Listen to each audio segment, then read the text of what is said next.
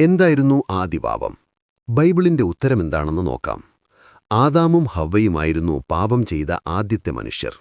ശരിതെറ്റുകളെക്കുറിച്ചുള്ള അറിവിന്റെ മരത്തിൽ നിന്ന് തിന്നുകൊണ്ട് അവർ ദൈവത്തോട് അനുസരണക്കേട് കാണിച്ചു. ഇതിനെയാണ് ഇന്ന് പലരും ആദിപാപം എന്ന് വിളിക്കുന്നത്. ഉൽപ്പത്തി 2:16.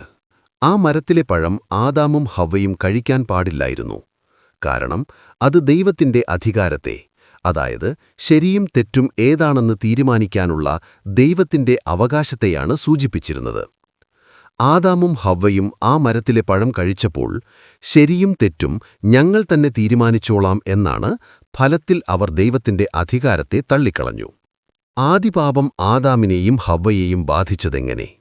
പാപം ചെയ്തതുകൊണ്ട് ആദാമും ഹവ്വയും വയസ്സു ചെന്നു മരിച്ചു.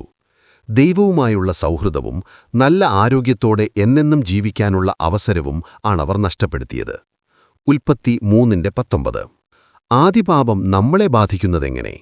ആദാമും ഹവ്വയും അവരുടെ പാപപൂർണമായ അവസ്ഥ മക്കൾക്കും കൈമാറി.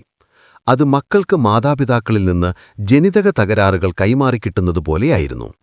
റോമർ 5:12. അങ്ങനെ എല്ലാ മനുഷ്യരും പാപത്തിൽ ജനിക്കാൻ ഇടയായി.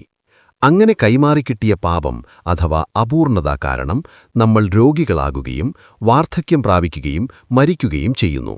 കൂടാതെ നമ്മൾ നമ്മുടെ തന്നെ തെറ്റുകളുടെയും മറ്റുള്ളവർ വരുത്തുന്ന തെറ്റുകളുടെയും പരിണിതഫലം അനുഭവിക്കേണ്ടി വരുന്നു.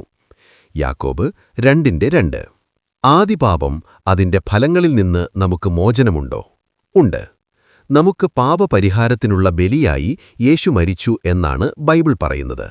1 യോഹന്നാൻ 4:10. യേശുവിന്റെ ബലി പാപത്തിന്റെ പരിണിതഫലത്തിൽ നിന്ന് നമ്മളെ മോചിപ്പിക്കുന്നു.